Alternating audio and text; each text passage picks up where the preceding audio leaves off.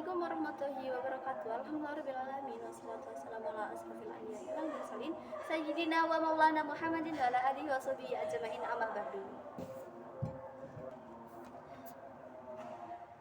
Yang terhormat kepada Abi Hamid dan Wida selaku pengasuh Direktur Supercamp Lauribani Fida, yang terhormat pula kepada kepala sekolah saya, dewan guru saya, kakak kelas saya, adik kelas saya, dan juga teman-teman saya yang saya cintai dan saya hormati. Tidak lupa kepada keluarga saya yang berada di rumah, semoga saya selalu diberikan umur yang panjang dan bahkan rezekinya.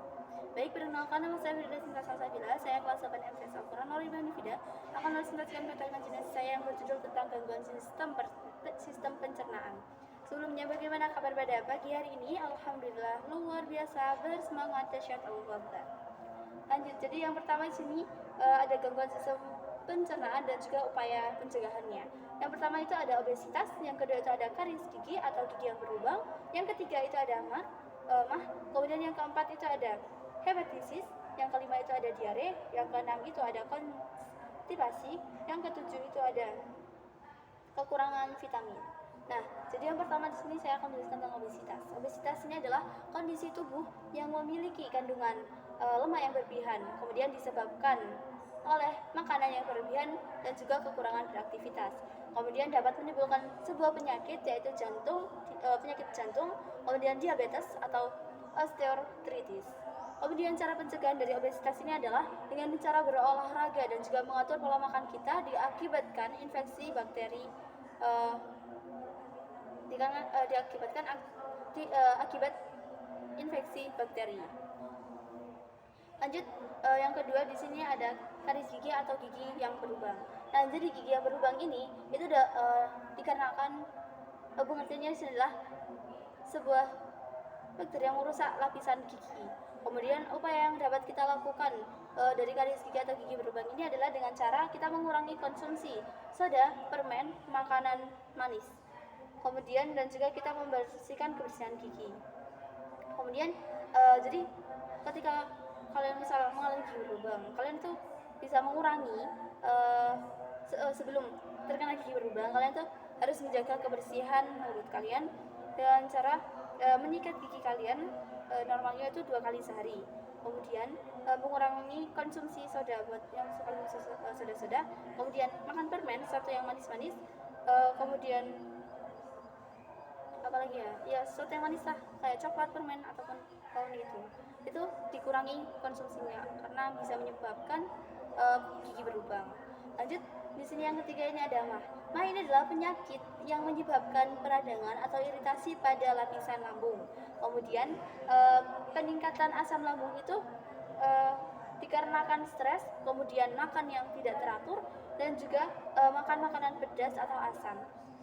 Nah, upaya pencegahan dari mah ini itu yang pertama ada makan teratur, kemudian makan secukupnya, kemudian mencuci tangan, menghindari makanan yang berasam lambung seperti pedas-pedasan, kopi, asam, sesuatu makanan yang pedas, kemudian minum minuman kopi terlalu banyak, dan juga makan makanan yang asam, yang rasanya itu asam. Kemudian di sini ada infeksi.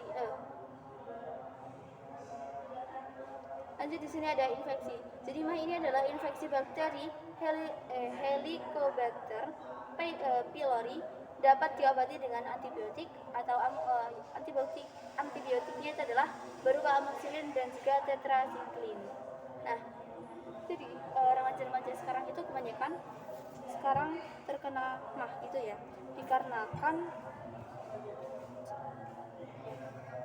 mereka itu terlalu banyak pikiran, stres lah, atau bisa juga makanan mereka itu nggak diatur. Jadi mereka tuh bisa aja makan kalau bisa disuruh doang, itu bisa. Terus di situ apa lagi ya, makan makanan pedas ya. Remaja-remaja sekarang juga kebanyakan kan suka makan pedas atau sesuatu yang asam. Nah, jadi itu tuh dapat menyebabkan penyakit mah, sehingga lebih baik jika dikurangi saja.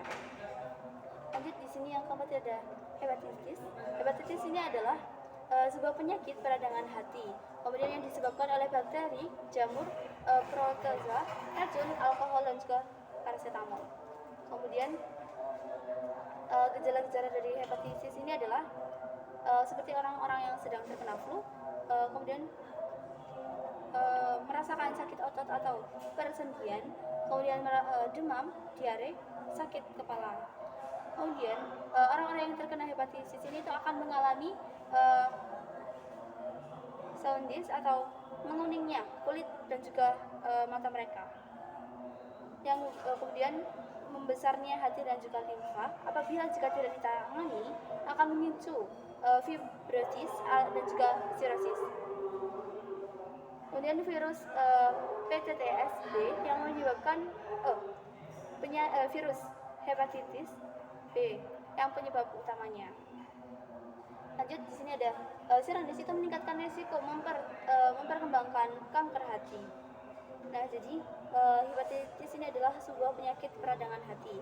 Kemudian biasanya orang-orang yang mengalami gejala-gejala dari penyakit ini tuh yang pertama itu seperti orang flu, demam, kemudian sakit kepala, sakit otot atau sendi, kemudian mulai berubah kulit mereka yang awalnya misal warnanya putih menjadi warnanya kuning, kayak kuning-kuning gitu. Kemudian mata mereka juga berubah menjadi warna kuning. Lanjut, yang kelima di sini ada diare. Diare ini adalah lanjut di sini yang terakhir ada diare.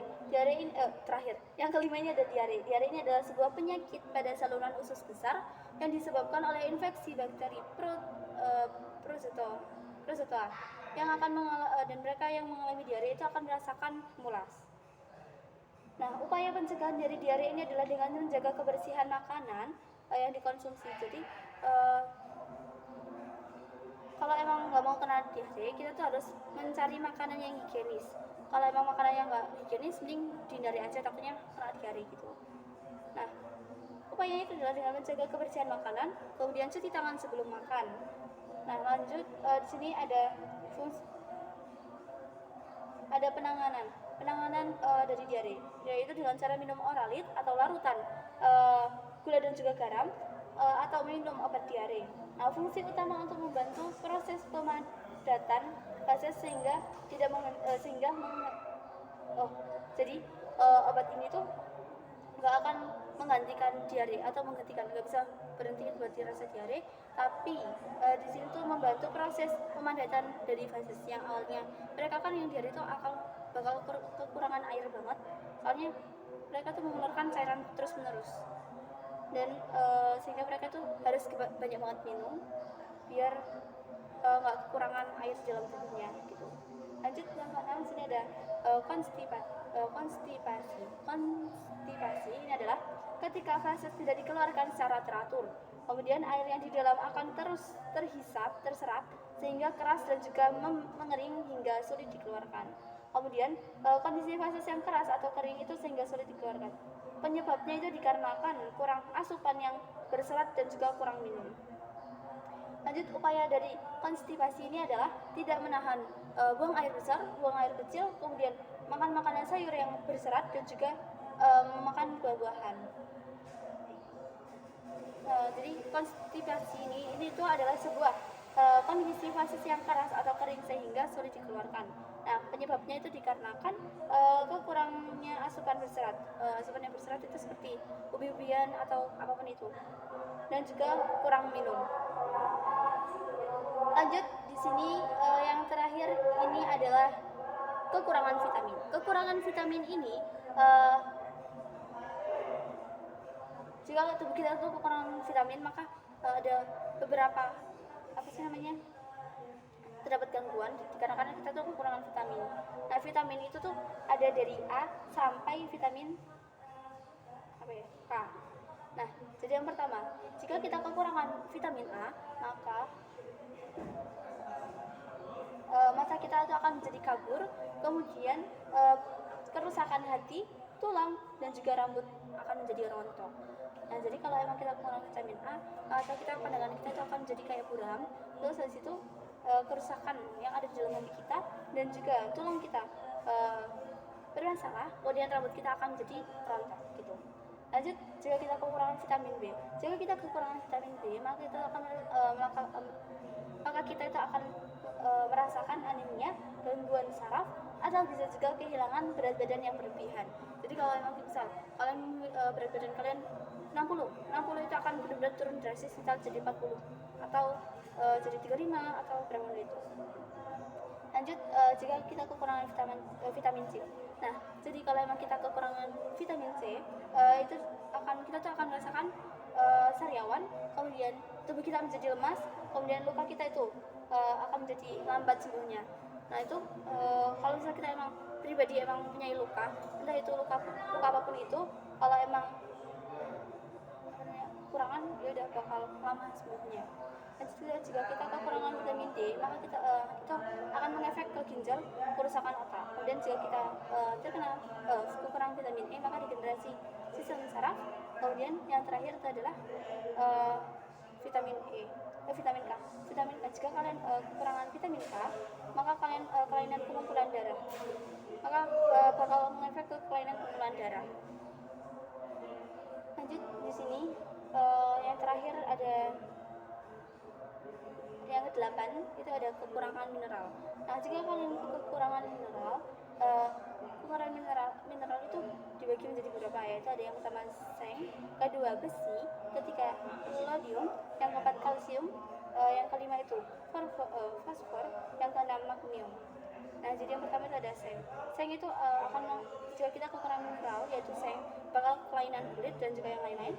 Kemudian di sini ada magnesium, maka kita akan gangguan sarafnya itu adalah bakal ke sistem saraf. Kemudian ada fosfor itu tubuh kita itu akan menjadikan lemas. Kemudian kekurangan kalsium mineral dari tulang. Lanjut di sini ada besi. Nah, jika kita kekurangan mineral besi, maka kita akan mengalami anemia dan kelainan kekebalan tubuh. Lanjut yang terakhir adalah rhodium.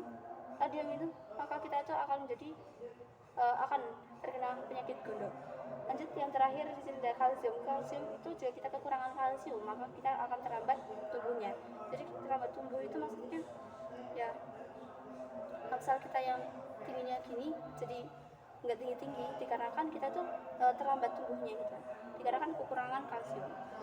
Baik, sekian dari presentasi saya, kurang lebihnya mohon maaf jika punya salah kata, kurang lebihnya itu saja. Terima kasih. Assalamualaikum warahmatullahi wabarakatuh.